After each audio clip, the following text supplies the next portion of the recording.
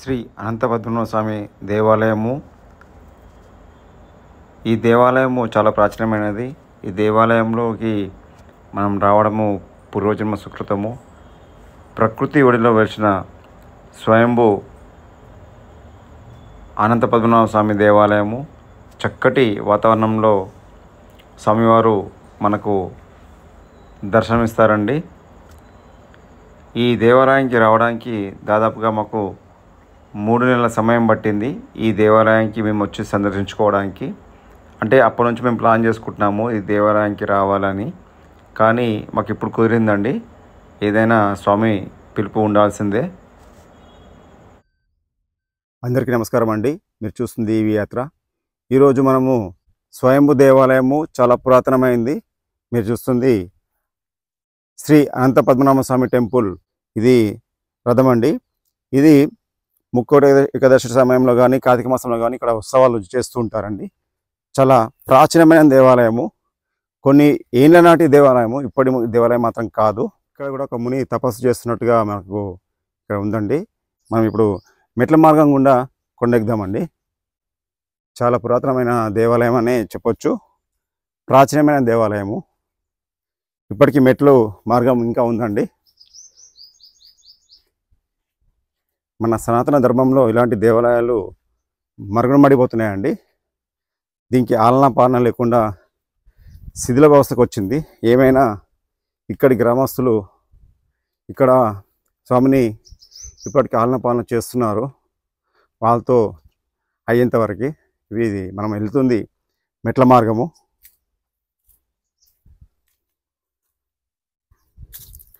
ఇది కొండపైన ఉంటుందండి. శ్రీ అనంత పద్మనాభ స్వామి టెంపుల్ దేవాలయము. ఇది గజస్తంభం అండి. ఇంత హైట్ ఉన్న దేవాలయాల్లో ముందర ఉన్న గజస్తంభాలు చాలా అరుదుగా ఉంటాయి. కొన్ని దేవాలయాల్లో చిన్నగా ఉంటాయి. ఇది మండపం అండి, కళ్యాణ మండపము. దాని ఇంకా భారీ వృక్షము మరి చెట్టు. మనం మొదటగా వీరభద్ర స్వామిని దర్శనం చేసుకుందామండి. బయలు వీరభద్రుడు అంటే శ్రీశైలంలో ఉంటాడు. అలాంటి అవతారాలే అన్ని అస్త్రాలతో వెలిచిన క్షేత్రమే ఈ బయలు వీరభద్ర స్వామి దేవాలయము. ఇది 1970లో నిర్మించారండి. ఇది సహజంగానే గుండ్ల కానుకొని అలాగనే కట్టారు. మనకి ఆనవాలు కనబడుతున్నాయి. ఈ బండ కనబడుతుంది కదా, ఇవన్నీ అలాగనే దానికి ఆనిచ్చే కట్టారు. సేమ్ శ్రీశైలంలో ఉన్నట్టుగానే బయలు వీరభద్రుడు చాలా అద్భుతమైన రూపం అండి. చాలా అద్భుతంగా అన్ని అస్త్రాలతో ఉన్న వీరభద్రుడే బయలు వీరభద్రుడు. ఇలాంటి విగ్రహాన్ని చాలా అరుదుగా చూస్తామండి. శ్రీశైలంలోని వీరభద్రుడు అన్ని అస్త్రాలతో ఉంటారండి. వీళ్ళు అందరూ వీరభద్రులు మామూలుగా అభయాస్త్రంతో ఉంటారు. వీరు మాత్రం, ఎందుకంటే ఇలాంటి చాలా పవర్ ఉంటుంది ఇలాంటి వీరభద్రులకి. గణపతి మొత్తం గుండెకి అలాగనే అచ్చుగా వచ్చినట్టుగా ఉందండి. ఇది సహజ సిద్ధంగా ఏర్పడిన గుండ్లు. ఇవి ఏదో దేవాలయం కట్టినట్టుగా కాదు, చాలా పురాతనమైంది. స్వయంభూ అంటారు కదా, స్వయంభూ దేవాలయాలండి. బయలు వీరభద్ర స్వామి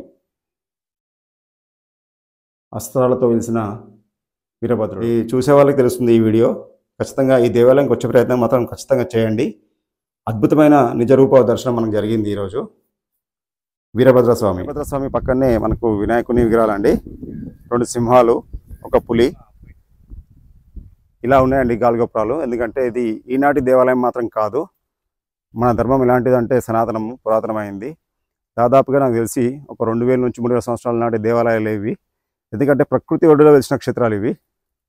ఏది నిర్మించినవి కానీ, ఈ గోపురాలు మాత్రం నిర్మించారు. మిగిలిన అన్ని ఆ బండి సర్కిల్లో కొమరెల్లి మల్లన్న స్వామి ఎలాగైతే వెలిసాడో అలాగనే ఈ దేవుళ్ళు కూడా అట్లాగనే ఉన్నారండి. కానీ పైన మాత్రము ఈ గోపురాలు నిర్మించారు. మనం చూస్తుంది అదే. ఈ దేవాలయం కూడా మనకు వెళ్ళే దారిలో లెఫ్ట్ సైడ్లో నవగ్రహ మండపం అండి. నవగ్రహాలు.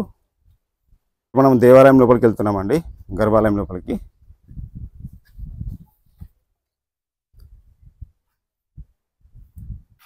వెళ్ళంగానే రైట్ సైడ్లో వీర్ హనుమాన్ అండి, చాలా అద్భుతమైన దేవాలయము. పక్కన గొరక్మంతుడు, స్వామివారి వాహనాలు. ఇది స్వయంభుగా వెలిసిన క్షేత్రం అని 100% చెప్పొచ్చు అండి. మీరు చూస్తేనే అర్థమైపోతుంది, ఇవి ఎక్కడ చిక్కినవి కావు, అచ్చు అలాగనే వచ్చింది. గొరక్మంతుడు, వీరాంజనేయ స్వామి. ఎక్కడైనా సరే శివకేశవులు ఒకటే అని చెప్పడానికి నిదర్శనమే శివలింగము. విష్ణుమూర్తి ఉన్నదే చోట శివుడు ఉంటాడు, శివుడు ఉన్న చోట విష్ణువు ఉంటాడు. ఇద్దరు ఒకటేనని చెప్పడానికి ఇదే నిదర్శనం అండి. ఇందులో ఇది ప్రాచీనమైన శివాలయం. ఇది చాలా అద్భుతమైన దేవాలయం అని చెప్పవచ్చు అండి. ఈనాటి దేవాలయం మాత్రం కాదు, దాదాపుగా 3000 సంవత్సరాల నాటి దేవాలయమే అయి ఉండొచ్చు. ఎందుకంటే గొరక్మంతులు, ఆంజనేయ స్వామి విగ్రహాలు చూస్తేనే అర్థమవుతుంది. ముందు నందీశ్వరులు, ఆ పక్కనే విష్ణుమూర్తి దేవాలయం అండి. మనం ఇప్పుడు స్వామి గుడి లోపలికి వెళ్దాము. చాలా అద్భుతమైన దృశ్యం అండి. ఎన్ని జన్మల పుణ్యం ఉంటే కానీ ఈ దేవాలయానికి మనం రాము. సాక్షాత్తు విష్ణుమూర్తి పాలకడలిపై శయనిస్తున్నట్టుగా ఆ నాభికమలం నుంచి బ్రహ్మదేవుడు పాదాల దగ్గర లక్ష్మీదేవి స్వామివారికి సేవ చేస్తున్నట్టుగా, స్వామివారు నిద్ర పుచ్చుకుతున్నట్టుగా ఆ నాగశిష్యుడు స్వామిని సంరక్షిస్తున్నట్టుగా ఆ శంకుచక్రాలు, ఆ స్వామి అభయహస్తము, చక్కటి చిద్విలాసము, చాలా అద్భుతమైన దేవాలయం అండి. నాకైతే మంచి అనుభూతి, ఆనందం కూడా ఉందండి. ఎందుకంటే ఇది స్వయంభు దేవాలయము, ప్రకృతి ఒడిలో వెలిసిన క్షేత్రం. ఇది గుడి కట్టినట్టు ప్రతిష్టాపన చేసినట్టు కాదండి. అద్భుతంగా స్వామి ఇక్కడ వచ్చి నిలిచినట్టుగా ఆనవాళ్ళు ఉన్నాయి మనకి ఇక్కడ.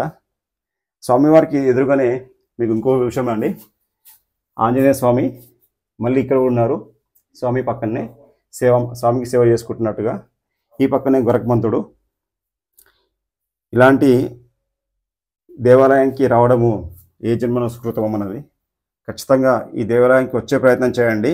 హైదరాబాద్కి దాదాపుగా 130 కిలోమీటర్లు ఉంటుంది. ఇది అనంత పద్మనాభ స్వామి టెంపుల్, మెదక్ జిల్లా పాపన్నపేట మండలం కొత్తపల్లి విలేజ్ అండి. కొత్తపల్లి శ్రీ అనంత పద్మనాభ స్వామి టెంపుల్ అని కొట్టినా కూడా మీకు గూగుల్లో వస్తుంది. మ్యాప్ కూడా పెట్టుకొని రావచ్చు. మీరు చూస్తుంది స్వయంభూ విగ్రహము. చూసే కొద్దీ చూడాలనిపించే రూపమే స్వామి మూల విరాట్. ఆ మూల విరాట్ విగ్రహాన్ని తనివి తీరా చూడాలనిపిస్తుందండి. ఎంత చూసినా కూడా అక్కడ నుంచే మనసు కదలట్లేదు. అలాంటి రూపమే స్వామిది. అద్భుతమైన దృశ్యము, ఎంత అద్భుతంగా ఉంది చూడండి మీరే. శ్రీ కొత్తపల్లి అనంత పద్మనాభ స్వామి దేవాలయము, స్వయంభూ దేవాలయము. స్వామివారి పాదాలండి, మీకు కనబడుతుంది కదా, అక్కడ స్వామివారి పాదాలు ఉన్నాయి. అందులో సొరంగ మార్గం లాగా ఉంది. స్వామివారి బ్యాక్ సైడ్ ఇది. ఈ సొరంగ మార్గంలో నిత్య జ్యోతి వెలిగిస్తట్టున్నారు, అఖండ జ్యోతి లాగా. మీకు కనిపించేది మాత్రం స్వామివారి పాదాలు. చక్కటి వాతావరణంలో వెలిసిన క్షేత్రమే కొత్తపల్లి అనంత పద్మనాభ స్వామి దేవాలయం. ఇది చాలామందికి తెలియదండి, కానీ ఇది స్వయంభూ దేవాలయము, ప్రాచీనమైంది. దాదాపుగా కొన్ని వేల సంవత్సరాల నుంచి ఈ దేవాలయం ఉంది.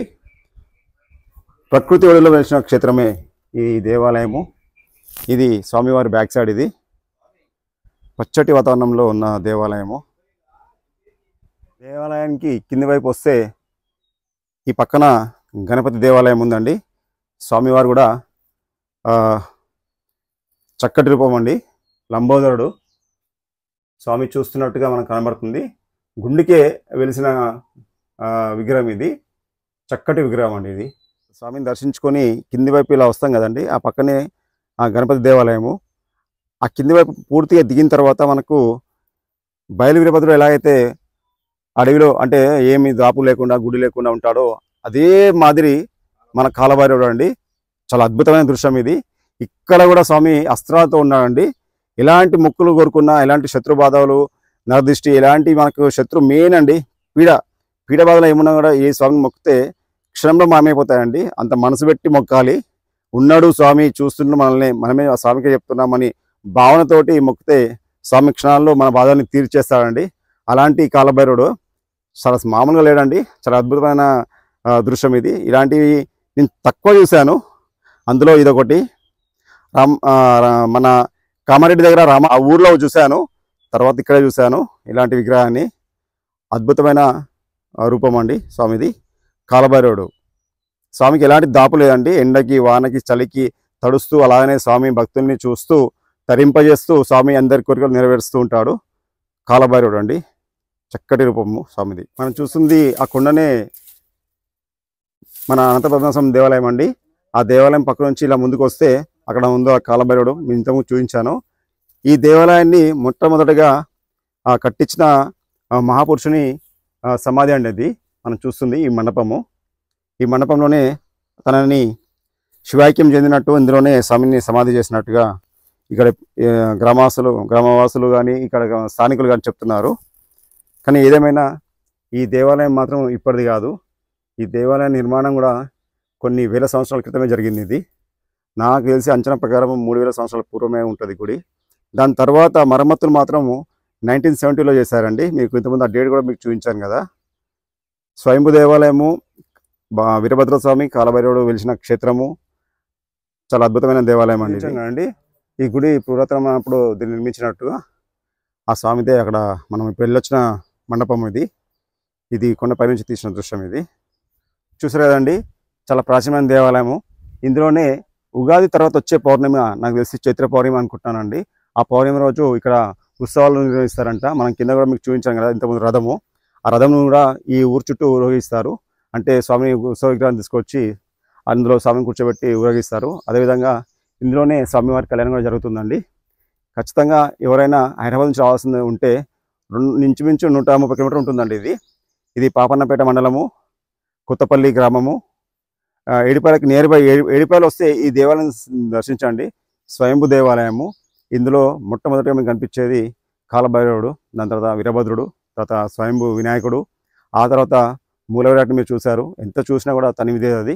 అనంత పద్మనాభ స్వామి దేవాలయము, కొత్తపల్లి గ్రామం. ఇది చాలా అద్భుతమైన దేవాలయం అండి. దాదాపుగా ఇక్కడి ప్రజల మాటల ప్రతి తెలుస్తుంది ఏంటంటే 3000 సంవత్సరాల నాటి దేవాలయంగా దీన్ని చూడవచ్చు. ఎందుకంటే ఈనాటి దేవాలయం కాదు. మీరు చూసారు కదా ఆ బండ సర్కిల్లో వెలిసిన క్షేత్రం ఇది. కానీ మీకు ఈ వీడియో మాత్రం నాకు నచ్చింది కాబట్టి ఈ గుడి గురించి తెలుసుకొని ఈ గుడికి రావడానికి కూడా దగ్గర 3 నెలల సమయం పట్టిందండి. అంత ఈజీగా రాలేదు నేను ఇక్కడికి.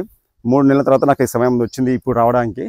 కాబట్టి ఈ వీడియో పూర్తిగా చూసిన వాళ్ళు వచ్చే ప్రయత్నం మాత్రం చేయండి. ఇది చాలా అద్భుతమైన దేవాలయము.